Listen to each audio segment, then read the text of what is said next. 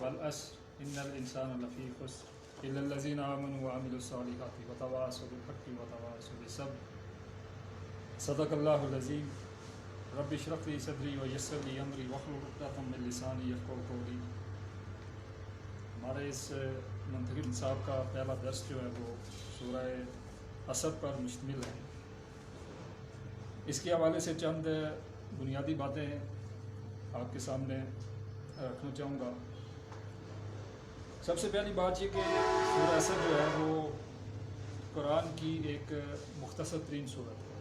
اس کی 3 ہی آیات ہیں اور قرآن حکیم میں 3 صورتیں ایسی ہیں کہ جن کی 3 آیات ہیں، جس میں ایک سورہ عصر ہے، اسی طرح سے سورہ نصر ہے اور سورہ کوثر جو ہے ان کی 3 آیات ہیں۔ دوسری بات یہ کہ ترتیب نزولی کے اعتبار سے یہ اولین صورتوں میں سے، لیکن مصحف جو قرآن حکیم ہم پڑھتے ہیں آپ کو پتہ ہے کہ اس میں یہ آخر میں آتی ہے، اور مکے کے جو ابتدائی دور تھا اس میں یہ نازل ہوئی۔ تیسری بات یہ ہے کہ یہ انتہائی آسان صورت ہے، اور خاص کر کے جو اردو بولنے والے اور سمجھنے والے جو ہم لوگ ہیں ہمارے لیے انتہائی آسان ہے، اور جب ہم دیکھیں گے تو اس کے اندر شاید ہی کوئی ایسا لفظ ہوگا جس کو ہم پہلے سے نہ جانتے۔ اور چوتھی بات اس حوالے سے یہ ہے کہ انتہائی جامع صورت ہے، یہ مختصر بھی ہے لیکن جامع ہے، اور اس حوالے سے مختلف جو ائمہ ہیں ان کے قول بھی ہیں کہ جیسے ہم کہتے ہیں کہ سمندر کو کوزے میں بند کر دیا، یعنی آیات ٹوٹل 3 ہیں، اور اس کا مضمون ایسا ہے کہ اس کی حیثیت جو ہے وہ ایک بیج کی سی ہے۔ جیسے آپ کو پتہ ہے کہ جو بیج ہے اس کا سائز چھوٹا سا ہوتا ہے، لیکن یہ ہے کہ اس کے اندر پورا جو پودا ہے وہ اسی کے اندر موجود ہوتا ہے۔ تو اسی طرح سے یہ جو سورہ ہے یہ بھی اس کی حیثیت بھی ایک بیج کی سی ہے۔ اچھا، سورہ عصر جو ہے اس کے حوالے سے امام شافعی کا ایک قول ہے کہ اگر قرآن حکیم میں اس صورت کے علاوہ کچھ بھی نازل نہ ہوتا تو لوگوں کی ہدایت کے لیے یہ ایک صورت ہی کافی تھی۔ اور دوسرا بھی ان کا قول ہے کہ اگر انسان جو ہے وہ صرف اسی ایک صورت پہ تدبر کر لے تو اس کی ہدایت کے لیے ایک ہی صورت کافی ہے۔ تو ہدایت کے اعتبار سے سورہ عصر جو ہے ایک کامل صورت ہے۔ البتہ فلسفے کے اعتبار سے سورہ فاتحہ جو ہے وہ ایک کامل صورت ہے، اور اسی طرح سے توحید کے موضوع پہ آپ کو پتہ ہے جو سورہ اخلاص ہے، قل هو اللہ احد ہم پڑھتے ہیں، وہ ایک کامل صورت ہے۔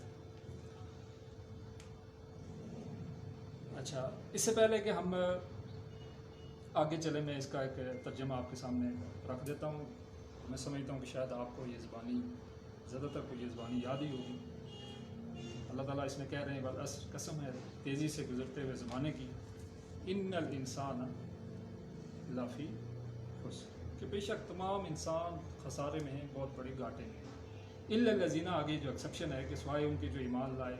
اور جنہوں نے اچھے عمل کیے اور جنہوں نے آپس میں حق بات کی تاکید کی اور صبر کی تلقین کی۔ اب جب آپ اس پہ غور کرتے ہیں تو آپ دیکھتے ہیں کہ اس میں سے چند یا شاید کوئی ایک حرف ایسا ہو کہ جس سے ہم اسی طرح سے فیملیئر نہ ہوں، جس کو ہم اس طرح سے جانتے نہ ہوں، باقی جتنے الفاظ ہیں وہ آپ کو پتہ ہے کہ ہم اس کو جانتے ہیں۔ تو سورہ عصر جو ہے یہ ایک طرح سے قرآن کا جو انڈیکس ہے اس کی حیثیت رکھتی ہے کہ اس کے اندر جو چیزیں بیان کی گئی ہیں آگے قرآن حکیم ہے اسی کی ایکسپلینیشن ہے۔ جیسے اس کے اندر آپ دیکھیں گے کہ زمانہ کی بات کی جاتی ہے، عصر ہے، پھر خسر خسارہ اس کی بات کی جا رہی ہے، انسان کی بات کی جا رہی ہے، پھر ایمان، عمل صالح، حق بات، صبر، یہ ساری وہ چیزیں ہیں کہ جو مختلف انداز میں قرآن حکیم کے اندر جو ہے وہ بیان کی گئی ہے۔ زمانے کی جب ہم بات دیکھتے ہیں تو آپ دیکھیں گے کہ قرآن حکیم کے اندر مختلف جو تاریخی تفاصیل ہیں وہ موجود ہیں، انبیاء کا ذکر موجود ہے، ان کی قوموں کا ذکر موجود ہے کہ کون کون سی قوم آئی، ان کے جو انبیاء ہیں وہ کیا پیغام لے کے آئے، اور آخر میں ان کا جو ہے وہ رزلٹ کیا ہوا، وہ ساری چیزیں اس کے اندر موجود ہیں۔ پھر اسی طرح سے آپ دیکھیں گے کہ اس کے اندر ایمان کی بحثیں ہیں، اور ایمان کے حوالے سے جتنی قرآن حکیم میں ڈیٹیل موجود ہے وہ ایک لفظ جو ایمان یہاں پہ آ رہا ہے وہ اسی کے اندر آ جاتا ہے۔ پھر اسی طرح سے عمل صالح، وہ چاہے انفرادی عمل ہو یا اجتماعی عمل ہو، اس کی بحثیں قرآن حکیم کے اندر پائی جاتی ہیں کہ ایک فرد کا عمل، ایک معاشرے کا عمل یا ریاست کا جو عمل ہے وہ کیا ہونا چاہیے۔ اور پھر اس کے بعد دعوت اللہ یعنی حق بات کی تلقین جو ہے، اس حوالے سے جہاد فی سبیل اللہ وہ ساری باتیں کے اندر موجود ہیں۔ پھر آخری بات جو ہے کہ جب کوئی اس راستے پہ چلتا ہے تو ظاہر تکالیف آتی ہیں، مشکلات آتی ہیں، تو پھر کیا ہے، صبر کرنا پڑتا ہے۔ تو گرامیٹیکلی جو ہے، جو سورہ عصر جو ہے، یہ بیسیکلی جو ہے اس کی 3 آیات ہیں، لیکن جملہ ایک ہی ہے، اور اس کی جو مرکزی آیت ہے وہ اس کی جو درمیانی آیت ہے، اس ان الانسان لفی خسر، اس کو جو ہے مرکزی حیثیت حاصل ہے۔ اور پہلی جو آیت ہے وہ بھی ایک مکمل نامکمل جملہ ہے، ٹھیک ہے، جب ہم اس کو گرامر کی اصطلاح میں کہتے ہیں، اور اسی طرح سے جو آخری آیت ہے اس کے حوالے سے بھی یہی ہے کہ وہ بھی ایک نامکمل جملہ ہے۔ اچھا، اب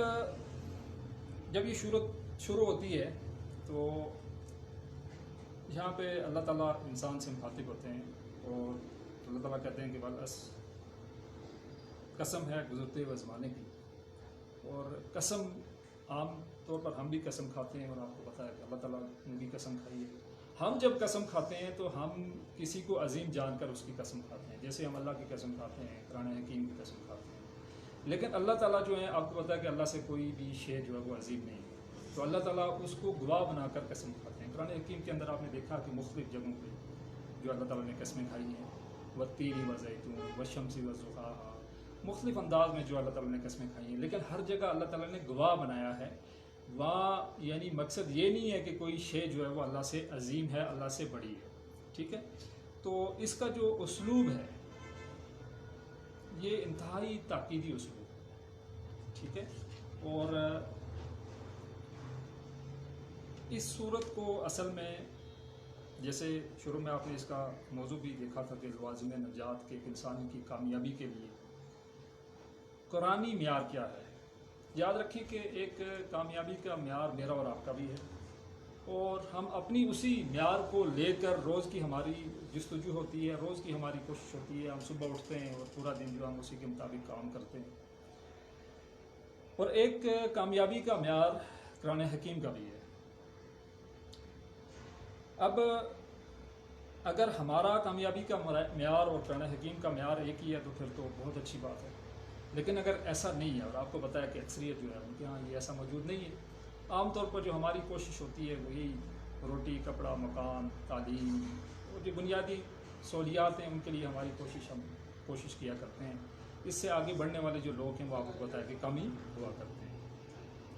لیکن اس کے مقابلے میں قرآن کا جو کامیابی کا معیار ہے وہ اس سے یکسر جو ہے وہ مختلف ہے۔ یعنی وہاں پہ اگر آپ کو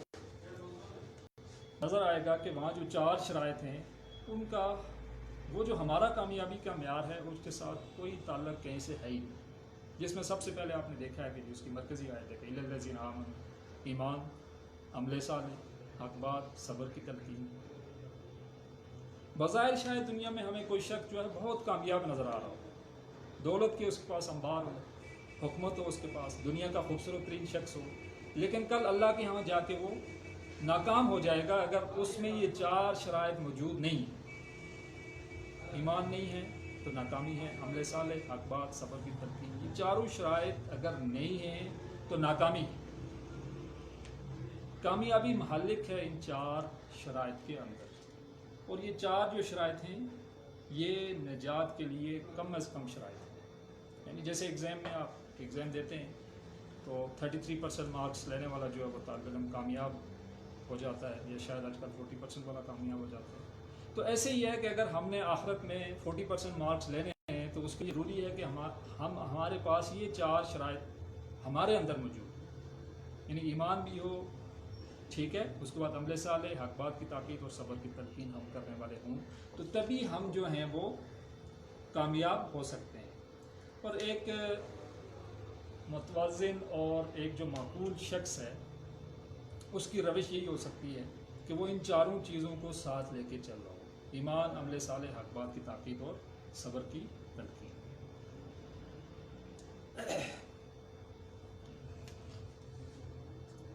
اس کے بعد پہلی جو آیت تھی والعصر، جس میں اللہ تعالیٰ قسم کھا رہے ہیں زمانے کی، اور زمانے کے لیے عربی میں 2 لفظ استعمال ہوتے ہیں، عصر بھی ہوتا ہے اور دہر بھی ہوتا ہے۔ عصر سے مراد یہ ہے کہ تیزی سے گزرتا ہوا زمانہ، ٹھیک ہے، ایک ایسا زمانہ جو تیزی سے گزرتا ہو۔ اس کی مثال جو ہے وہ ایسے دی جاتی ہے کہ بازار کے اندر ایک تاجر جو ہے برف فروخت کر رہا تھا، اور وہ آواز لگا رہا تھا کہ لوگوں میری برف جو ہے وہ خرید لو، اس لیے کہ میری برف پگھل جائے گی اور میرا سرمایہ جو ہے وہ ڈوب جائے گا۔ ایسے ہی یہ جو زندگی ہے، اس کو ہم کہہ رہے ہیں کہ ہماری زندگی بڑھ رہی ہے، اصل میں وہ بڑھ نہیں رہی ہے، وہ گھٹ رہی ہے۔ ہم یہ کہتے ہیں کہ نہیں، ہم 16 سال کے ہو گئے ہیں، 17 کے ہو گئے ہیں، لیکن دوسری طرف اگر ہم دیکھیں تو ہماری زندگی جو ہے وہ کم ہو رہی ہے، بڑھ نہیں رہی ہے۔ تو جیسے ایک برف فروش جو ہے وہ بازار میں آواز لگاتا ہے کہ بھائی مجھ سے برف خرید لو، میری برف جو ہے وہ پگھل جائے گی، میرا سرمایہ جو ہے ضائع ہو جائے گا، ایسے ہی یہ جو ہماری زندگی ہے یہ کم ہو رہی ہے۔ اور زمانہ اس بات پہ گواہ ہے، آپ کو پتہ ہے کہ آدم علیہ السلام سے لے کر آج تک کتنے افراد آئے ہیں، روز ہمارے سامنے آپ کو پتہ ہے کہ لوگ فوت ہوتے ہیں، ہم خود ان کے جنازے اٹھاتے ہیں، جا کے ان کو دفن کرتے ہیں، اور یہ سلسلہ جو ہے وہ اسی طرح سے چلتا رہتا ہے۔ اب یہاں پہ جو اسلوب استعمال کیا گیا ہے کہ ان الانسان لفی خسر، یہ انتہائی تاکیدی اسلوب ہے کہ جس میں گرامیٹیکلی اگر ہم دیکھیں گے تو شروع میں آپ دیکھیں گے کہ انا آ گیا ہے، ٹھیک ہے، جس کا مطلب جو ہے بے شک، یقیناً کیا ہے، اور اسی طرح سے آگے ہم دیکھیں گے تو لام بھی آ گیا ہے، لافی خسر۔ تو انتہائی تاکیدی اسلوب یہاں پہ استعمال کیا گیا ہے کہ تمام کی تمام نوع انسانی بہت بڑے خسارے سے دوچار ہے، یعنی یہاں پہ یہ بتا دیا گیا کہ تمام انسان خسارے ہیں اور بہت بڑے خسارے ہیں۔ اور یاد رکھیے یہ کوئی چھوٹا خسارہ نہیں ہے، کوئی 1 لاکھ 2 لاکھ کا یا 10 لاکھ کا یا 5 لاکھ کا، بلکہ اس سے مراد یہ ہے کہ بہت بڑا خسارہ ہے۔ اور آپ کو پتہ ہے کہ کائنات اس بات پہ شاہد ہے کہ آج بھی دین اسلام پہ چلنے والے کم ہوں گے اور اس کی مخالفت کرنے والے زیادہ ہوں گے، جہنم میں جانے والے بہت زیادہ ہیں، اور آپ کو پتہ ہے کہ اپنی آخرت کی فکر کرنے والے بہت کم ہیں۔ تو ایک بہت بڑا خسارہ جو ہے وہ تمام انسانوں کے لیے ہے۔ پھر آگے جو اس خسارے کے 3 جو آپ کہہ سکتے ہیں کہ مراتب ہیں، اس حوالے سے کچھ ہمارے آپ کو بتایا کہ اینیمل انسٹنکٹ ہیں، کچھ حیوانی تقاضے۔ حیوانی تقاضا یہ ہے کہ ہمیں بھوک لگتی ہے تو ہمیں روٹی کی ضرورت ہوتی ہے اور ہمیں کھانا کھانا پڑتا ہے، پیاس لگتی ہے تو پانی پینا پڑتا ہے، اسی طرح سے رہنے کے لیے ہمیں گھر کی ضرورت ہے، اسی طرح سے ہمیں آرام کی ضرورت ہے۔ تو انسانوں کی جو اکثریت ہے وہ ان حیوانی تقاضوں کو پورا کرنے کے لیے اپنے 24 گھنٹے کی جو روز کی زندگی ہے اس کو صرف کرتے ہیں۔ اچھا یاد رکھیے گا کہ اس کے لیے ہمیں کسی تبلیغ کی ضرورت نہیں ہوتی ہے، ہمیں کوئی تبلیغ نہیں کرتا ہے کہ صبح اٹھ کے دکان پہ جانا ہے، صبح اٹھ کے جو ہے وہ اسکول میں جانا ہے، اور صبح اٹھ کے جو ہے وہ آپ نے جو ہے وہ اپنا کاروبار کے لیے چلے جانا ہے، بلکہ یہ میں آپ کو جیسے بتا چکا ہوں کہ جیسے ایک حیوان جو ہے اس کو اگر آپ کھولیں گے تو وہ فوراً دوڑ کے جائے گا اور چارے سے جو ہے اپنا پیٹ بھرنے کی کوشش کرے گا، اسی طرح سے جب اس کو پیاس لگے گی تو فوراً جا کے وہ پانی پیے گا۔ تو ایسے ہی ہے کہ یہ جو حیوانی تقاضے ان کو پورا کرنے کے لیے ہمیں کسی تبلیغ کی ضرورت نہیں ہے، کوئی نبی جو ہے وہ ان تقاضوں کو بتانے کے لیے نہیں آیا کہ بھیا انسان تجھے بھوک لگی ہوئی ہے، تجھے کھانے کے لیے جو ہے کچھ نہیں مل رہا ہے تو جاؤ جا کے کچھ کام کرو، کچھ کھاؤ۔ یہ ہر جاندار جو ہے یہ تقاضے جو ہے وہ پورے کر رہا ہے۔ پھر اس کے بعد جو دوسری چیز ہے وہ خاص کر کے انسانوں کے ساتھ ہی معلق ہے کہ آپ کو پتہ ہے کہ ہمارے اندر جذبات ہیں، احساسات ہیں، دنیا کے اندر جتنے پرابلمس ہیں، ہمارا کوئی عزیز فوت ہو جاتا ہے اس کا ہمیں دکھ ہوتا ہے، ہمارا کوئی بیٹا جو ہے وہ اگر پڑھائی میں اچھا نہیں ہے تو اس کا ہمیں دکھ ہوتا ہے، یعنی طرح طرح کے جو مسائل ہیں، مصائب ہیں، تکالیف جو ہیں اس کو ہم محسوس کر سکتے ہیں۔ جیسے آپ کو پتہ ہے کہ جانور جو ہے وہ وقتی شاید کوئی تھوڑی بہت تکلیف محسوس کر لے لیکن وہ چیزوں کو کمپیئر نہیں کر سکتا ہے، اس کو پتہ نہیں ہے کہ کیا ہو رہا ہے، لیکن انسان کو آپ کو پتہ ہے کہ ساری چیزیں اس کے اندر موجود ہیں، کہ اس کے اندر جذبات بھی ہیں، اس کے اندر احساسات بھی ہیں، وہ یہ چیزیں محسوس کر رہا ہے۔ تو یہ ایک اور بڑا خسارہ ہے جانور کے مقابلے میں۔ اب اس کے ساتھ ساتھ جو تیسرا مسئلہ ہے وہ ہے کہ آخرت میں بھی ہم نے کل جا کے جواب دینا، اور ایسا نہیں ہے کہ دنیا کے اندر ہم جو مرضی ہے کر لیں اور آخرت میں کل جا کے ہم سے پوچھا نہیں جائے گا۔ حضرت ابوبکر صدیق جو ہے وہ اس اخروی حساب کتاب کے حوالے سے اتنے پریشان ہوتے تھے کہ وہ کہا کرتے تھے کہ کاش میں جو ہے ایک گھاس کا تنکا ہوتا، کاش جو ہے میں چڑیا ہوتا کہ میرا کوئی حساب نہ ہوتا۔ تو ایک جو اخروی جو حساب کتاب ہے وہ بھی جا کے ہم نے انسانوں میں جا کے دینا۔ تو اس حوالے سے اگر ہم دیکھیں تو یہ تین جو عظیم خزارے ہیں یہ ہمارے ساتھ، ہر انسان کے ساتھ یہ موجود ہے، اور آخرت میں آپ کو پتہ ہی ہے کہ کوئی بھی انسان جو ہے وہ اپنی جگہ سے ہل نہیں سکے گا جب تک کہ ان 5 سوالوں کے جواب نہ دے دے۔ اور اس پہ آپ زیادہ یہاں نوجوان میں ایک سوال جو ہے وہ جوانی کے بارے میں بھی ہے کہ جوانی کن کاموں میں کھپائیں گے۔ اسی طرح سے آپ میں سے اکثر جو ہے طالب علم بھی ہیں، اس کے بارے میں بھی سوال ہے کہ علم جو ہے وہ کتنا سیکھا اور اس پہ کتنا عمل کیا،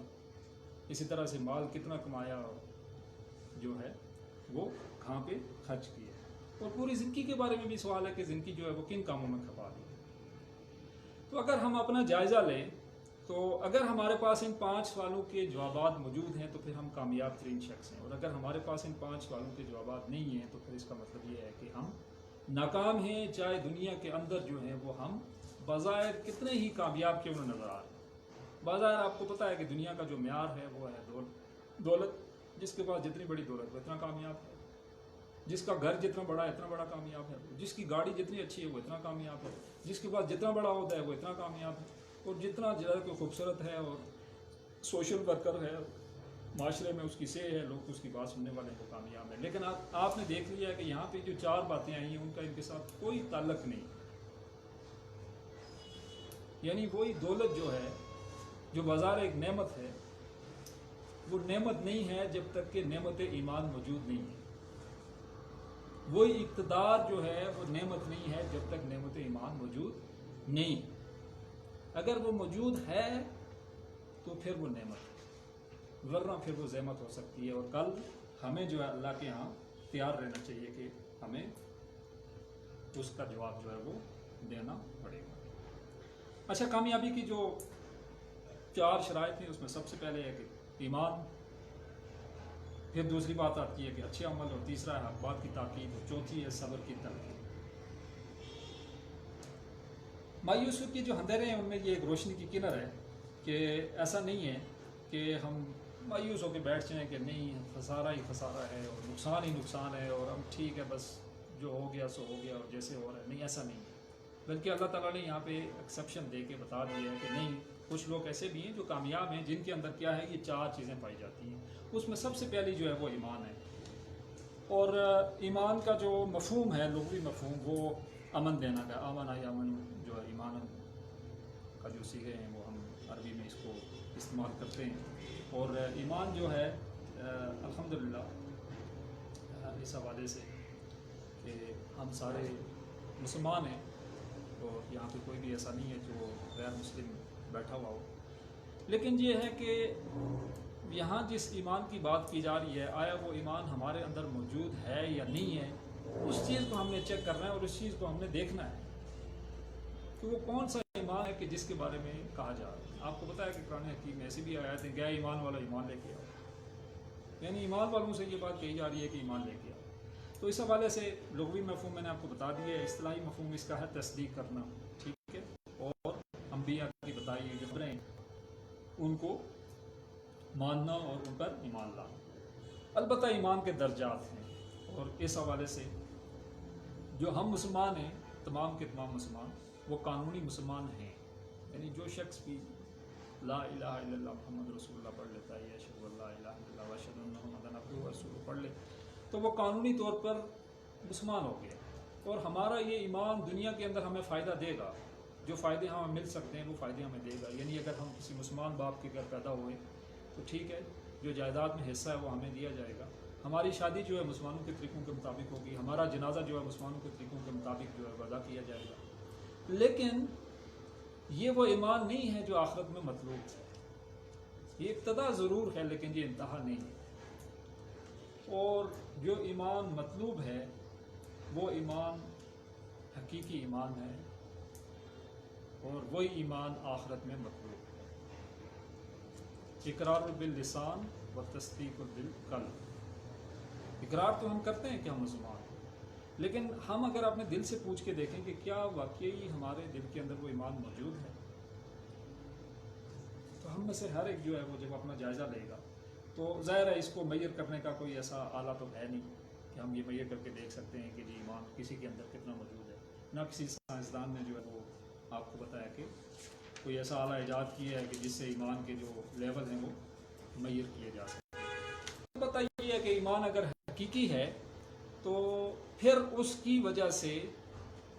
آگے کچھ اعمال ہم سے لازمی ظہور پذیر ہوں گے۔ جیسے آپ کو پتا ہے کہ جب سورج آ جاتا ہے تو روشنی آ جاتی ہے، سر کسی کو یہ بتانے کی ضرورت نہیں ہوتی ہے کہ سورج طلوع ہو گیا۔ سورج جب طلوع ہوتا ہے تو روشنی آ گئی اور ہر ایک کو روشنی نظر آ رہی ہے، اور اگر سورج غروب ہو گیا تو اندھیرا ہو گیا اور ہر ایک کو اندھیرا نظر آ رہا ہے۔ تو اسی طرح سے ایمان اگر حقیقی ہے، ایمان اگر دل کے اندر موجود ہے، ایمان اگر راسخ ہو چکا ہے، تو پھر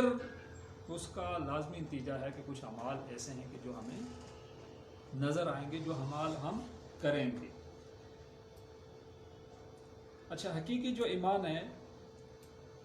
اس کے حوالے سے کہ حقیقی ایمان ہم کیسے حاصل کر سکتے ہیں، اس میں 3 اس کے جو ہیں وہ درجے ہیں۔ ایک تو یہ ہے کہ اگر آپ کسی نیک شخص کی محفل میں بیٹھتے ہیں، جس کو ہم بولتے ہیں صحبت صالحین، تو آپ کو ایمان جو ہے وہ حاصل ہوگا، یعنی جو حقیقی ایمان ہے۔ دوسرا جو اس کا درجہ ہے وہ سلف صالحین کی سیرت کا مطالعہ، یعنی یہ ہے کہ ہم حدیث پڑھ رہے ہیں تو اس سے بھی، اور اسی طرح سے اگر ہم کوئی اللہ کے جو ولی ہیں ان کی کوئی سٹوریز پڑھ رہے ہیں تو اس پہ بھی ایمان جو ہے وہ بڑھتا ہے۔ اس میں بھی یاد رکھیے گا کہ آگے جو 2 اس میں قسمیں پائی جاتی ہیں، ایک شعوری ایمان ہے اور ایک غیر شعوری ایمان ہے۔ یہ جو 2 طریقے بتائے گئے ہیں کہ آپ فضائل پڑھ رہے ہیں آپ میں ایمان آئے گا، آپ صحبت صالحین کر رہے ہیں آپ میں ایمان آئے گا، اس حوالے سے ایمان آئے گا ضرور، لیکن یہ غیر شعوری ایمان ہوگا۔ جو ہی آپ اس صالح شخص کی محفل سے اٹھ جائیں گے یا کچھ دن آپ وہاں جا کے آپ نہیں بیٹھیں گے تو آپ کا ایمان جو ہے وہ کم ہوتا جائے گا، اور کم ہوتے ہوتے شاید بالکل ہی 0 لیول پہ آ جائے گا۔ اسی طرح سے اگر صالحین کے قصے آپ پڑھ رہے ہیں تو ایمان بڑھتا رہے گا، اور جب آپ نے چھوڑ دیا یہ ایمان، اس کو ہم بولتے ہیں کہ یہ ہمارا غیر شعوری ایمان ہے۔ ایک شعوری ایمان ہے، اس شعوری ایمان کے لیے قرآن کی آیات، اور اس میں 2 قسم کی آیات ہیں، ایک آیات آفاقی، ایک آیات انفسی۔ آیات آفاقی وہ ہیں کہ جو مختلف آیات ہیں، اس میں آپ کو پتہ ہے کہ آسمان کا تذکرہ ہے، سورج کا ہے، چاند کا ہے، اور بادلوں کا آنا ہے، سمندر جو ہے وہ کیسے جو ہے آپس میں ملتے ہیں اور کیسے جدا ہوتے ہیں۔ تو یہ تمام نشانیاں ہیں کہ جس کے ذریعے سے ہم اپنے اس حقیقی ایمان کو، اپنے اس شعوری ایمان کو جو ہے وہ بڑھا سکتے ہیں۔ کھول آن، فلک دیکھ، زمین دیکھ، پہاڑ دیکھ، مشرق سے ابھرتے ہوئے سورج کو دیکھ۔ پھر اسی طرح سے آیت انفسی ہے کہ ہم جب اپنے جسم جو ہے اس کو جب غور و فکر کرتے ہیں کہ یہ اتنا کمپلیکس باڈی جو ہے وہ اللہ تعالیٰ نے کیسے بنائی ہے۔ خربوں کے حساب سے انسان ہے، اور آپ کو پتہ ہے کہ ہر جو انسان ہے اس کے فنگر ٹپس، فنگر پرنٹس جو ہیں وہ ڈیفرنٹ ہیں، مختلف ہیں، کوئی 2 شخص جو ہیں وہ میچ نہیں کرتے۔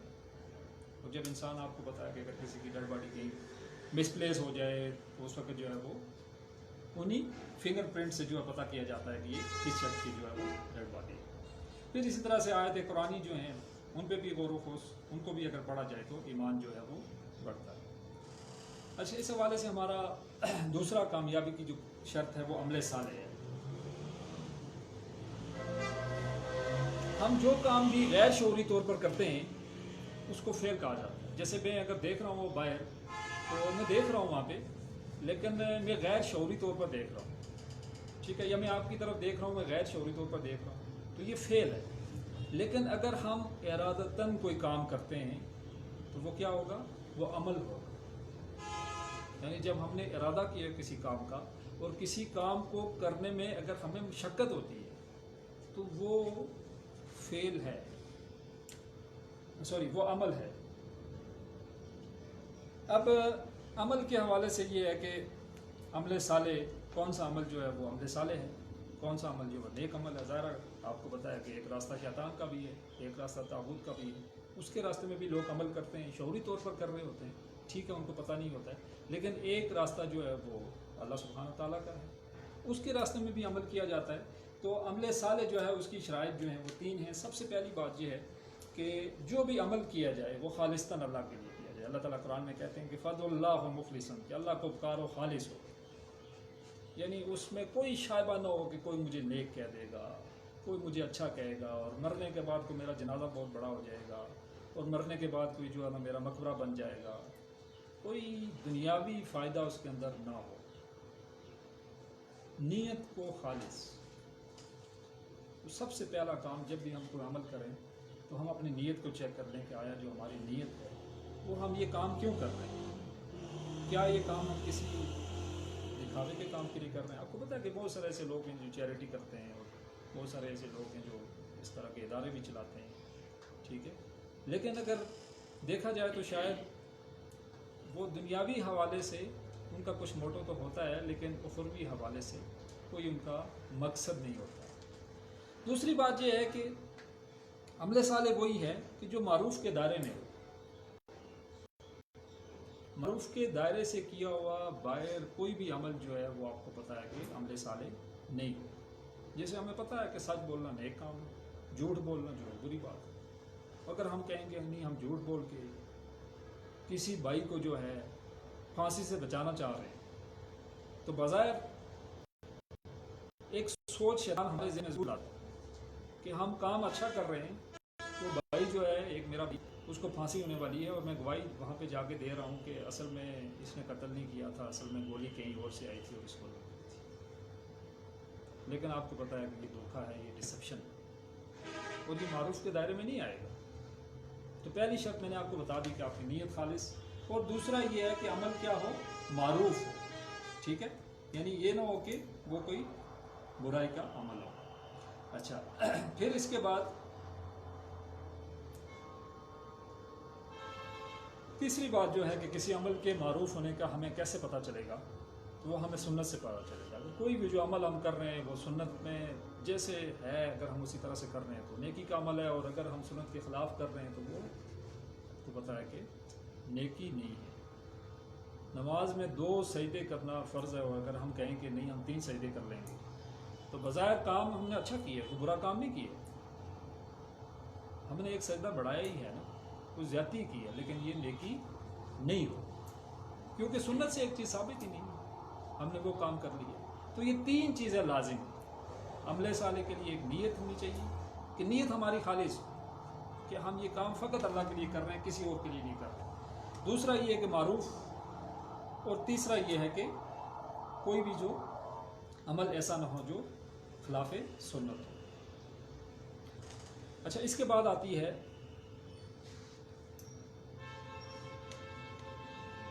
ایک لفظ آ رہا ہے یہاں پہ تواصل. تو لفظ وصیت جو ہے وہ آپ کو بتایا ہم اردو میں عام طور پر استعمال کرتے ہیں، اور وصیت جو ہے وہ عام طور پر جو کی جاتی ہے ہمارے یہاں وہ موت کے وقت میں کی جاتی ہے. وصیت ہو یا نصیحت ہم عام طور پر ہی کر لیتے ہیں، لیکن وصیت کے بارے میں خصوصی طور پر ہمارے ذہن میں یہ ہوتا ہے کہ وصیت ایک ایسی اسٹیٹمنٹ ہے، ایک ایسی بات ہے کہ جو موت کے وقت جو وہ کی جاتی ہے. اور یعنی آپ کہہ سکتے ہیں کہ وہ کسی چاہنے والے کی طرف سے اپنے چاہنے والوں کے لیے آخری گائیڈ لائن ہوتی ہے، آخری ہدایت ہوتی ہے،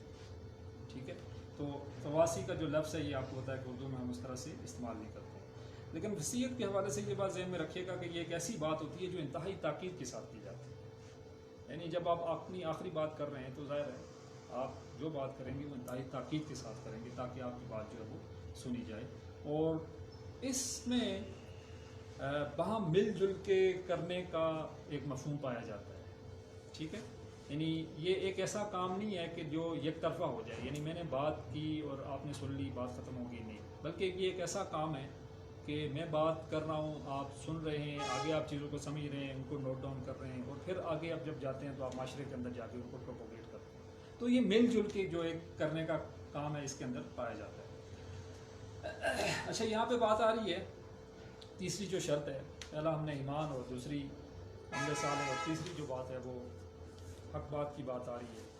کہ وہ لوگ کیا کرتے ہیں؟ حق کی وصیت کرتے ہیں. اب حق کے حوالے سے 4 چیزیں جو ہمارے ذہن میں رہنی چاہیے. سب سے پہلی چیز یہ ہے کہ حق وہ شے ہے کہ جو حقیقی ریئل ہے، اس کو حق کہتے ہیں۔ دوسرا یہ ہے کہ وہ شے ہے جو عقلاً ثابت ہو، لاجیکلی وی کین پروف، وہی حق ہے۔ تیسری چیز یہ ہے کہ جو ہمارا اخلاق ہے اس کا جو کرائٹیریا ہے، اس کا جو معیار ہے، اس پہ بھی پوری اترتی ہے، یعنی اخلاقی حوالے سے بھی وہ چیز پوری ہو تبھی وہ حق ہے۔ اور چوتھی چیز یہ ہے کہ وہ پرپسفل ہو، یعنی حق کے حوالے سے یہ ہے کہ یہ چار چیزیں موجود ہوں گی تو پھر ہم کہیں گے کہ یہ بات حق بات ہے، ریئل ہو، لاجیکل ہو، ایتھیکل ہو اور پرپسفل ہو۔ اچھا، اس حوالے سے کوئی چھوٹی بات کر رہا ہوں کہ جیسے دو بچے آپس میں لڑ رہے تھے، آپ نے ان کو روک دیا تو یہ بھی حق بات ہوگی۔ ایک آپ کا بھائی جھوٹ بول رہا تھا، آپ نے اس کو بولا کہ بھائی جھوٹ ہی بولا کرو، یہ بھی حق بات ہے، ٹھیک ہے۔ اسی طرح سے ایک بچے نے کسی گھر کے اندر جو ہے وہ پتھر پھینکا اور آپ نے اس کو منع کر دیا تو یہ بھی حق بات ہے۔ چھوٹے سے چھوٹے حق سے لے کر بڑے سے بڑا حق جو ہے وہ، بڑے سے بڑا سب سے بڑا حق کیا ہے کہ یہ زمین اللہ کی ہے اور اس پہ قانون جو ہے وہ اللہ کا چلے۔ ایسا نہیں ہو سکتا ہے کہ زمین کے کوئی دو خدا ہوں، خدا ایک ہی ہے۔ ہم سب اس بات کو مانتے ہیں اور ہم یہ کہیں کہ نہیں، آسمانوں میں تو بادشاہ کسی اور کی ہے اور زمین میں بادشاہ کسی اور کی ہے، تو پھر اس کا مطلب یہ ہے کہ ہم حق کو سمجھ نہیں سکے، ہم نے حق بات نہیں کیا۔ یاد رکھیے گا، الحق المر، حق جو ہوتا ہے یہ کڑوا ہوتا ہے، عربی کا ایک قول ہے، اور اگر آپ حق بات کر رہے ہیں اور معاشرے کے اندر کوئی مخالفت نہیں ہے تو پھر اپنی اس حق بات کو چیک کر لیجئے گا کہ آیا آپ وہ حق بات کر بھی رہے ہیں یا نہیں کر رہے ہیں۔ جیسے اگر دریا ایک طرف جا رہا ہے، آپ اسی کے ساتھ تیرنا شروع کر لیں تو دریا آپ کو آگے لے کے جائے گا، لیکن اگر آپ کہیں کہ نہیں، میں نے اس دریا کے مخالف تیرنا ہے، تو پھر آپ کو پتا ہے کہ بڑی مشکلات آتی ہیں اس راستے میں۔ آپ میں سے اگر کوئی تیراک ہو تو شاید اس نے پریکٹیکلی یہ چیز دیکھی ہوگی کہ دریا کے اپوزٹ تیرنا بڑا مشکل ہے۔ تو ایسے ہی آج جب معاشرہ جو ہے برائی کی طرف جا رہا ہے، آپ یہ کہیں کہ آپ اس کے خلاف چلیں گے، یہ ہو نہیں سکتا ہے کہ وہ آپ کو تنگ نہ کریں، وہ آپ کے لیے باتیں نہ کریں، وہ آپ کو اذیت نہ دیں۔ وہ چاہے ہو سکتا ہے جسمانی نہ ہو سکتا ہے فزیکل نہ ہو سکتا ہے وربل ہو، آپ کو کوئی زبان سے برا کہہ رہا ہو، مختلف باتیں آپ کو گھر کے اندر سے سننے کے لیے مل جاتی ہیں۔ آپ کو پتہ ہی ہے، ہمارے عام طور پر کوئی نوجوان جو ہے اگر داڑھی رکھ لے تو اس کو گھر کے اندر سے یہ بات سننے کے لیے ملتی ہے کہ ابھی تمہاری عمر ہی ہے، شادی کے بعد آپ کو پتہ ہے کہ آپ کو ہمارے یہاں اپنے ہی گھروں سے،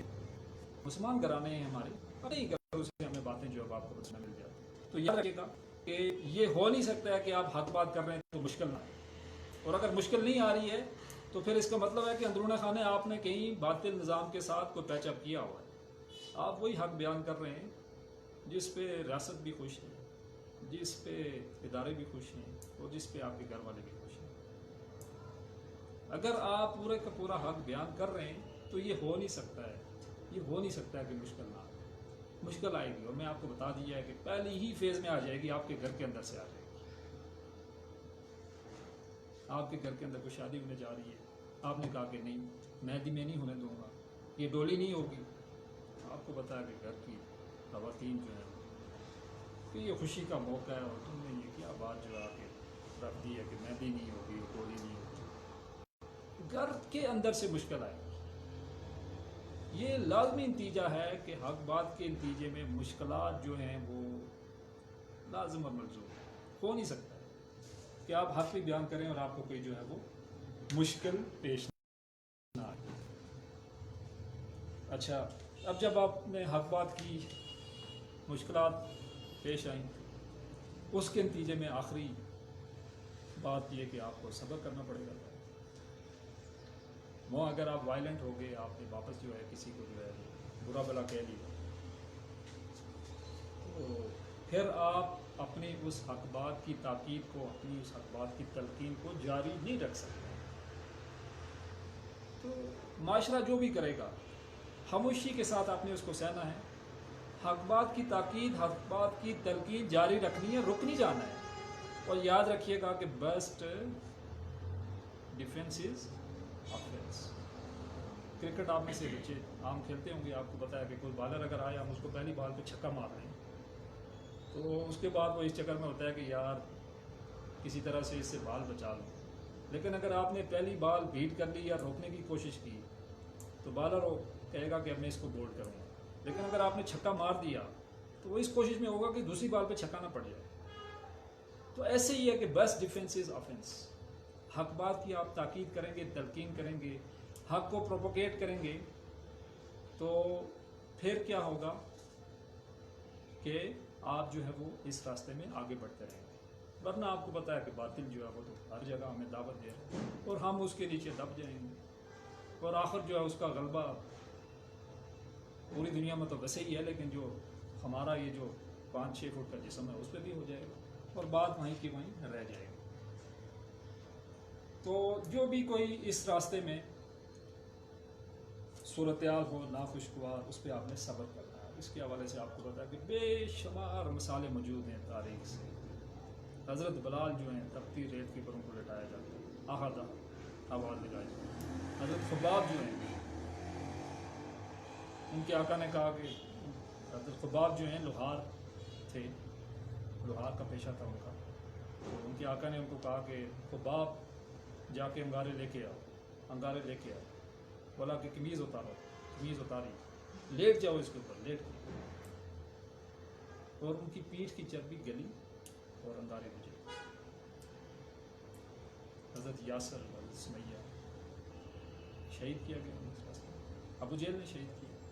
تو طرح طرح کی تکالیف جو ہیں وہ آئیں گی. مکے کی زندگی آپ کو پتا ہے اس سے بری پڑی، کہیں فزیکل پرسیکیوشن ہے، کہیں وربل پرسیکیوشن ہے. نبی اکرم صلی اللہ علیہ وآلہ وسلم صادق اور امین ہر شخص کہہ رہا ہے کہ ہیں، امانتیں سارے ان کے پاس رکھ رہے ہیں، لیکن جب نبوت کی بات کی تو عذاب، جھوٹا، پتہ نہیں کیا کیا کون کون سے ایسے القابات تھے جن سے نبی صلی اللہ علیہ وسلم مارا. پھر طائف کی وادی کے اندر آپ کو پتہ ہے کہ کیا ہوا. تو یہ اس کا لازمی نتیجہ ہے کہ مشکلات آئیں گی اور اس کے نتیجے میں صبر کرنا پڑے گا، اور حادثات آئیں گے ان پہ صبر جو ہے وہ آپ کو کرنا پڑے گا. اور یاد رکھیے گا یہ جو صبر ہے یہ کسی بڑے مقصد کے لیے، یہ صبر جو ہے وہ محض کسی دنیاوی فائدے کے لیے نہیں ہے، بلکہ وہ بڑا مقصد کہیں اور بھی فائدہ ہے اس کے لیے جو ہے وہ یہ صبر ہم کر رہے ہیں. اس میں پھر آگے کہ عمل صالح کے لیے بھی ایک صبر ہے کہ اطاعت اور نافرمانی سے بچنے کے لیے، کہ صبح کے ٹائم سردی شدید ہے اور پانی بھی ٹھنڈا ہے، میرا جی چاہ رہا ہے کہ بستر میں سویا رہوں. مؤذن نے اللہ اکبر کی اذان آواز دی، میں اٹھا، وضو کیا، مسجد گیا. مشکلات تو آئیں، تکلیف تو برداشت کرنی پڑی. اسی طرح سے آپ نے کسی کو اچھی بات بتائی اور آگے سے اس نے تو آپ کو گالی دے دی، کوئی بری بات کہہ لی، طرح طرح کی جو القابات ہیں آپ کو بتا اس سے نوازا جاتا ہے. تو وہاں پھر آپ کو صبر کرنا پڑے گا. اور تواصب الحق کے لیے بھی صبر کرنا پڑتا ہے کہ ایک تو یہ ہے کہ ٹھیک ہے آپ پہ تیر چلائے جاتے ہیں، باتوں کے تیر ہیں، آپ کو لالچ دی جاتی ہے، آپ کو پیشکش کی جاتی ہے. آپ کو پتہ ہے نبی صلی اللہ علیہ وسلم پیشکش انہیں بھی کی گئی کہ مدینے کے بے تاج بادشاہ آپ کو بنا لیں گے، سب سے خوبصورت لڑکی سے جو ہے شادی کروا لیں گے. نہیں قبول کی. اور انہوں نے کہا کہ اگر ایک ہاتھ پہ چاند اور دوسرے پہ سورج لا کے بھی رکھ لو تو نہیں آپ بات جو ہے وہ ماننے والا. تو اس لیے یہ نہیں ہو سکتا ہے کہ ہم حق بات کہیں،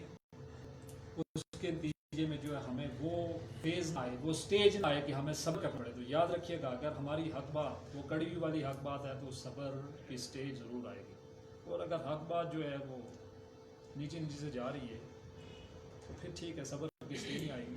پھر اس کا مطلب یہ ہے کہ ٹھیک ہے ہم بھی خوش ہیں وہ بھی خوش ہیں، بس ٹھیک ہے ہم بھی اپنے من میں ٹھیک ہے لگے ہوئے ہیں، کچھ نہیں بیٹھ کے ہم بھی تو اللہ اللہ کر رہے ہیں، وہ بھی ٹھیک ہے ظلم کا نظام جو ہے انہوں نے بھی آگے اور بڑھا کے رکھا ہوا ہے، ان کو بھی ہماری اس سے حق سے کوئی غرض نہیں ہے، اور ہم بھی کہہ رہے ہیں کہ صبر و شکر ہم کر رہے ہیں کہ ٹھیک ہے جی جو ہو رہا ہے بس ہو رہا ہے، تو اس وقت وہ سٹیج ہونے والی نہیں ہے۔ اچھا اب یہ 4 شرائط جو میں نے آپ کے سامنے بیان کی ہیں ان کا آپس میں بھی ایک گہرا تعلق ہے۔ سب سے پہلے ایمان اور عمل صالح جو ہیں، سب سے پہلے آپ کو پتا ہے کہ بعد ایمان کی آئی تھی اس کے ساتھ عمل صالح کی، ایمان اور عمل صالح کا ایک گہرا تعلق ہے، اور یاد رکھیے گا کہ وہ ایمان جو قانونی ایمان ہے اس کا عمل صالح کے ساتھ کوئی تعلق نہیں ہے، لیکن جو حقیقی ایمان ہے وہ اور عمل صالح جو ہیں وہ لازم اور ملزوم ہیں۔ اگر ایمان حقیقی ہے تو اس کا لازمی نتیجہ ہے کہ آپ عمل صالح کے لیے نکل پڑیں، خود بخود آپ سے عمل صالح سرچ ہو جائیں گے۔ اگر ایمان قانونی ہے تو پھر ٹھیک ہے، کوئی ضروری نہیں ہے کہ آپ کو اچھا کام کریں، ہو سکتا ہے کہ سال میں کوئی عید کی نماز ہم پڑھ لیا کریں، ہو سکتا ہے کہ کوئی جنازہ جو ہے کبھی کبھار ہم پڑھ لیا کریں، باقی کوئی ڈیلی روٹین میں ہمیں جو ہے اس ایمان کی وجہ سے کوئی ہماری جو روٹین ہے اس پہ کوئی فرق پڑنے والا نہیں ہے۔ لیکن اگر ایمان حقیقی ہے تو اس کا لازمی نتیجہ ہے کہ ہم جو ہے ہمارے روز مرہ کی جو مشغلات ہیں ان سے ظاہر ہو، اور ایمان جو ہے وہ آپ کو پتا ہے کہ نبی کریم صلی اللہ علیہ وسلم کی حدیث بھی ہے کہ ایمان گھٹتا بھی ہے اور بڑھتا بھی ہے، اور ایک حدیث تو نبی کریم صلی اللہ علیہ وسلم نے ایمان کی نفی کر 3 بار نفی کی، صحابہ حیران ہوئے کہ رسول اللہ کیا بات کرنے والے ہیں، کہا کہ تم میں سے وہ شخص مومن نہیں، وہ شخص مومن نہیں، وہ شخص مومن نہیں کہ جس کا پڑوسی جو ہے اس کے شر سے محفوظ نہیں۔ چھوٹی سی بات ہے، ہمارے لیے یہ کوئی اتنی بڑی بات نہیں ہے، میرے خیال میں ہم اگر اپنا جائزہ لیں گے تو ہم دیکھ لیں گے کہ ہمارے پڑوسی جو ہمارے شر سے جو ہے وہ کتنے زیادہ محفوظ ہیں۔ پھر اس کے بعد حدیث کا مفہوم ہے کہ ایک صحابی کہتے ہیں کہ نبی کریم صلی اللہ علیہ وآلہ وسلم نے کوئی ایسا خطبہ نہیں دیا جس کے اندر انہوں نے 2 باتوں کی تلقین نہ کی ہو، ایک کہ خیانت نہیں کرنی اور دوسری وعدہ خلافی نہیں کرنی، یعنی جو خیانت کرتا ہے جو وعدہ خلافی کرتا ہے اس کی ایمان کی جو ہے وہ نفی کر دی گئی ہے۔ پھر اسی طرح سے نبی کریم صلی اللہ علیہ وسلم کی ایک اور حدیث ہے کہ چوری کرنے والا، زنا اور شراب نوشی کرنے والا حالت ایمان میں نہیں ہوتا ہے، یعنی ایمان جو ہے اس وقت اس کے اندر موجود نہیں ہوتا۔ تو ایمان اور عمل صالح جو ہیں یہ دونوں آپس میں لازم اور ملزوم ہیں، جیسے یہ میرے 2 ہاتھ میں ان کو ایسے ملا رہا ہوں، یہ دونوں آپس میں ملے ہوئے۔ اگر حقیقی ایمان ہے تو اس کا لازمی نتیجہ ہے کہ عمل صالح جو ہیں وہ ہم کریں گے، اگر حقیقی ایمان نہیں ہے تو پھر آپ کو پتہ ہے کہ اس کا نتیجہ یہی ہے کہ ہم شاید کوئی بھی جو ہے نیکی کا عمل نہ کر سکیں۔ اسی طرح سے جو ہماری تیسری اور چوتھی یعنی عمل صالح اور تواصی بالحق، ان کا بھی آپس میں ایک گہرا تعلق ہے، اور یہ دونوں بھی بالکل اسی طرح سے آپس میں لازم اور ملزوم ہیں، جیسے میں نے آپ کو بتایا کہ ایک حقیقی ایمان اور جو عمل صالح آپس میں لازم اور ملزوم ہیں، اسی طرح سے عمل صالح اور تواصی بالحق آپس میں وہ بھی لازم اور ملزوم ہیں۔ اگر آپ نیک کام کر رہے ہیں تو اس کا لازمی نتیجہ ہے کہ آپ حق بات کی تحقیق کریں گے، آپ حق بیان کریں گے، اس کو کھول کھول کے بتائیں گے، اور سب سے بڑا حق کہ ان الحکم الا للہ، کہ حکم صرف اللہ کے لیے ہے، کسی شخص کے لیے۔ معاشرے کے اندر اگر برائی پھیل رہی ہے اور ہم اگر محض چند عبادات کو عمل صالح سمجھ کے کر رہے ہیں تو پھر اس کا مطلب یہ ہے کہ ہمارا وہ جو عمل ہے وہ ناقص ہے، وہ مکمل نہیں ہے۔ ہم آدھا حق تو بیان کر رہے ہیں لیکن آدھا نہیں بیان کر رہے ہیں، ہم آدھے عمل تو صالح کر رہے ہیں لیکن آدھے صالح نہیں کر رہے ہیں۔ اور ایک بعمل شخص جو ہے وہ حق بات کی تاکید کرتا رہے گا، چاہے اس کے نتیجے میں معاشرہ تبدیل نہ ہو۔ اور بنی اسرائیل کا واقعہ آپ نے سنا ہوگا کہ جب وہاں مچھلیاں پکڑنے کا واقعہ آیا تو 3 گروہ بنے، ایک مچھلیاں پکڑ رہا تھا، ایک روک رہا تھا، اور ایک جو ہے وہ خاموشی سے بیٹھا ہوا تھا۔ اب جو پکڑ رہے تھے وہ رک نہیں رہے تھے، تو جو دوسرا گروہ جو خاموشی سے بیٹھا ہوا ان کو کہہ رہا آپ ان کو کس لیے روک رہے ہیں، یہ تو رک نہیں رہے ہیں۔ انہوں نے کہا کہ معذرت اللہ، کل اللہ کے یہاں معذرت تو پیش کر دیں۔ کل کہیں اللہ پوچھ لے کہ آپ اس نظام کے ساتھ تھے یا میرے ساتھ تھے، تو کم سے کم ہم جواب تو دے دیں کہ ہم اس نظام کے ساتھ نہیں تھے یا اللہ، تبدیل نہیں کر سکے شاید ہم، کوشش تو کی ہے ہم نے، لیکن اگر ہم کوشش بھی نہیں کر رہے ہیں، اندرون خانہ ہم نے جو ہے کوئی اس کے ساتھ معاہدہ کر کے رکھا ہوا ہے، اور ہم وہ حق بھی بیان نہیں کر رہے ہیں کہ جو اس نظام کو کاٹنے والا ہے، تو پھر آپ مجھے بتائیں کہ کیسے جو ہے ہماری نجات وہ کیسے ہو سکتی ہے؟ پھر یہ ہے کہ آدھا حق ہم نے چھپایا ہوا، آدھا ہم بیان کر رہے ہیں۔ عمل جو ہے ٹھیک ہے، ہم نماز میں بڑے اچھے ہیں، عبادات میں بڑے اچھے ہیں، اذکار میں بڑے اچھے ہیں، لیکن ہم کسی کو یہ تو بتا ہی نہیں رہے ہیں کہ وہ جو تم بینک میں جا رہے ہو، جو نوکریاں کر رہے ہو، وہاں سارا سودی کاروبار ہے۔ ہم کسی کو بتا ہی نہیں رہے ہیں کہ وہ تمہارے پڑوس میں جو رہ رہا ہے وہ ایک مسلمان بھائی، جس کو تم مسلی کہہ رہے ہو، وہ تمہارا بھائی ہے۔ ہم کسی کو بتا ہی نہیں رہے ہیں کہ وہ جو پارلیمنٹ قانون بنا رہا ہے وہ قرآن و سنت کے قوانین سے کنٹراڈکٹ ہے۔ تو پھر اس کا مطلب یہ ہے کہ وہ جو اجتماعی معاملات ہیں وہ ہم نے اپنی جگہ پہ چھوڑ دیے ہیں، انفرادی حوالے سے ٹھیک ہے، ہم نے عقائد بھی پختہ کر لی ہیں، عبادات بھی ہیں، معاملات بھی ہیں، ہم اپنی طرف سے چلانے کی کوشش کر رہے ہیں، تو پھر وہ بات کہ باطل کے کردار میں تقویٰ کی آرزو، کتنا حسین فریب ہے جو ہم کھا رہے ہیں۔ تو یاد رکھیے گا کہ خود کو معاشرے کے اثرات سے پاک رکھنے کے لیے آپ کو آفینسو ہونا پڑے گا۔ اگر آپ ڈیفینسو ہوگے تو یاد رکھیے گا کہ معاشرے کے اثرات جو ہیں وہ آپ کو کیا کریں گے، وہ آپ کو اپنے ساتھ بہا لے جائیں گے، کیونکہ ایک فلو ہوتا ہے، معاشرے کا فلو کسی اور طرف ہے، ہم کسی اور طرف جا رہے ہیں۔ اگر ہم فلو کی طرف جائیں تو بہت ایزی ہے، ٹھیک ہے، سب چلتے رہیں گے، لیکن اگر ہم کہیں کہ ہم اس کے خلاف چلیں گے تو پھر آپ کو کہ مشکلات تھی۔ جو شریف انسان ہے اس کی فطرت کا تقاضا یہی ہے کہ وہ جو اپنے لیے پسند کرتا ہے وہ یہ بات اپنے مسلمان بھائی کو بتاتا ہے۔ تو اگر ہم نے اپنے لیے کوئی اچھائی کا راستہ چنا ہے تو پھر یہ حق ہے کہ ہم وہی راستہ جو ہے وہ کیا کریں، کسی اور کو بھی بتائیں۔ بہت ہی جامع اصطلاح اس حوالے سے قرآن حکیم میں آتی ہے، امر بالمعروف اور نہی عن المنکر، نیکی کا حکم دینا اور بدی سے روکنا۔ تو یاد رکھیے یہ دو چیزیں آپس میں لازم و ملزوم ہیں۔ ہمارے یہاں، ہمارے معاشرے کے یہاں طبقہ ایسا بھی ہے جو نیکی کا حکم دیتا ہے اور کہتا ہے کہ ہم بدی سے نہیں روک رہے، اس کی وجہ سے وہ لوگ جو ہیں وہ ناراض ہو جاتے ہیں۔ تو یہ دونوں اصطلاحات ایک ساتھ رہیں گی، امر بالمعروف اور نہی عن المنکر لازم اور ملزوم۔ ہم یہ کہیں کہ نہیں ہم نیکی کا حکم دے رہے ہیں، ہم بدی سے نہیں روکیں گے، تو پھر اس کا مطلب جو بات میں نے آپ سے کی ہے کہ ہم نے اندرون خانہ کہیں کمپرومائز کیا ہو، کیونکہ ہمارے بدی کے روکنے سے کوئی ناراض ہو جاتا ہے، نیکی کے حکم دینے سے کیا ہوگا؟ آپ اپنے محلے کی مسجد میں روز جو اعلان کریں گے کہ 5 وقت نماز کے لیے آئیں، 6 کے لیے آئیں، 10 کے لیے آئیں، تہجد کے لیے بھی آئیں، سارے کہیں گے بڑا اچھا نوجوان ہے، اذانیں بھی دے رہا ہے، نماز کے لیے بلا رہا ہے۔ آپ کسی دن اس کے کھڑے ہو جائیں کہ نہیں یہ جو شادی تم کر رہے ہو اس میں میوزک نہیں چل سکتا ہے، مجال ہے کہ آپ کے اپنے گھر والے آپ کے پیچھے پڑ جائیں گے، کیا ہو گیا اس نوجوان کو، چھوٹی سی اس کی عمر ہے، ابھی سے پاگل ہو گیا، پتہ نہیں وہ ڈھونڈیں گے جناب کس کے ہتھے لگ گئے، ادھر بھی نظر ماریں گے، ادھر بھی یار اس کے دوستوں میں دیکھو وہ مولوی تو نہیں ہے، کسی نے اس کو خراب کر دیا، اس کا دماغ جو ہے وہ نہیں چل رہا ہے۔ تو امر بالمعروف اور نہی عن المنکر یہ لازم اور ملزوم ہے، اور یہ جوڑا قرآن میں 10 بار آیا ہوا ہے۔ اس لیے ہم یہ نہیں کہہ سکتے ہیں کہ ہم نیکی کا حکم دیں اور ہم بدی سے نہ روکیں، تو ہم عمل جو ہے وہ ہمارا عمل جو ہے وہ عمل صالح ہے۔ بظاہر شاید دیکھنے میں ہمیں لگ رہا ہو، معاشرے کو بھی لگ رہا ہو،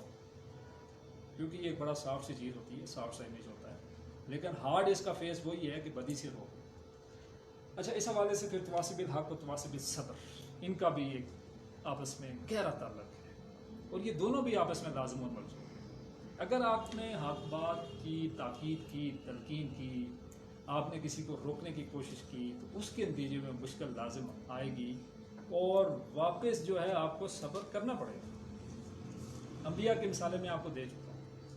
صحابہ کی مثالیں ہمارے سامنے موجود ہیں، طرح طرح کی تکالیف جو ہیں، حضرت واصب بن عبید جن کے بارے میں کہا جاتا ہے بہت ہی خوبصورت اور نیک جو ہیں وہ صحابی تھے، ان کے بارے میں کہا جاتا ہے کہ بڑا خوبصورت لباس پہنا کرتے تھے، اور वही लिबास जब एक बार पहन लेते हैं वो फिर दोबारा नहीं पहनते। और उनकी खुशबू जो है यानी वो भी बड़ी दूर से आती है, यानी परफ्यूम जो वो लगाया करते थे, कपड़े जो है बड़ी दूर से सिले आते। जब ईमान लेके आए तो वालिद तो उनके फौत हो चुके थे, उनके चाचा उनकी कफालत कर रहे थे। उन्होंने उनको बड़ा समझाने की कोशिश की, नहीं सुना। माँ जो है उन्होंने भूख हड़ताल कर दी, फिर भी नहीं सुना। आखिरकार उन्होंने इरादा किया कि घर छोड़ के जा रहा हूँ। तो वो जो चाचा हैं उन्होंने कहा कि मौसम ये तुमने जो कपड़े पहने हुए हैं ये भी उतार के जाओ, ये भी तुम्हारे उस मुशरिक बाप की कमाई से हमने खरीदे हुए हैं। तो कहते हैं कि वो कपड़े भी उतार दिए और कहीं से बोरी जो है जिसको कोई बोरी लेके वो लपेट के नबी सल्लल्लाहु अलैहि वसल्लम की खिदमत में हाजिर। तो तरह तरह की तकालीफ, कहीं वर्बल परसिक्यूशन, कहीं फिजिकल परसिक्यूशन। क्यों? हक बयान कर रहे हैं। आज हम हक नहीं बयान करते हैं तो तकलीफ भी नहीं आती है, ठीक है, हम भी खुश हैं, वो बातिल जो वाले वो भी खुश हैं, ठीक है, तो जारी रखें, जो मर्जी है करते रहें। दाढ़ी छोटी नहीं बहुत बड़ी रख लें, शलवार टकनू से घुटने तक ले जाएं, हमें क्या एतराज़ है। टोपी बेशक एक नहीं दो लगा लें, हमें क्या एतराज़ है। नमाज एक नहीं 4 नहीं 6 नहीं 10 पढ़ लें, आज उम्र बेशक जारी रखें। तो जब तक बातिल निज़ाम पे एक कड़ी ज़रब नहीं लगाई जाए, जब तक कि उसको हमारे इस हक से कोई ख़तरा नहीं होगा, वो आपको पता है कि हमें कुछ कहने वाला है। और याद रखिएगा कि जितना बड़ा हक होगा मुश्किल भी इतनी बड़ी होगी, आजमाश भी इतनी बड़ी होगी। और सबसे बड़ा हक क्या है पाकिस्तान के सामने? कलमा हक कहना सबसे बड़ा।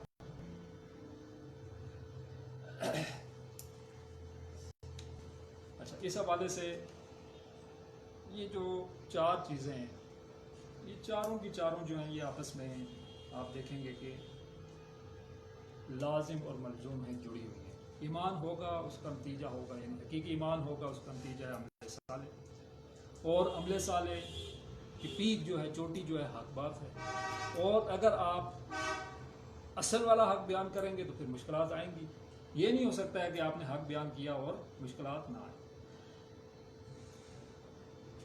इस हवाले से 2 जो इश्यूज़ आते हैं कि आपको पता है कि एक हमारी ज़ाती ज़िंदगी है और इसी तरह से हमारी इज्तिमाई ज़िंदगी है। आम तौर पर हमें जहाँ पे कन्फ्यूजन लाहक होती है कि हम अपने नफ्स को मायना शुरू कर लेते हैं कि ठीक है हम जो है वो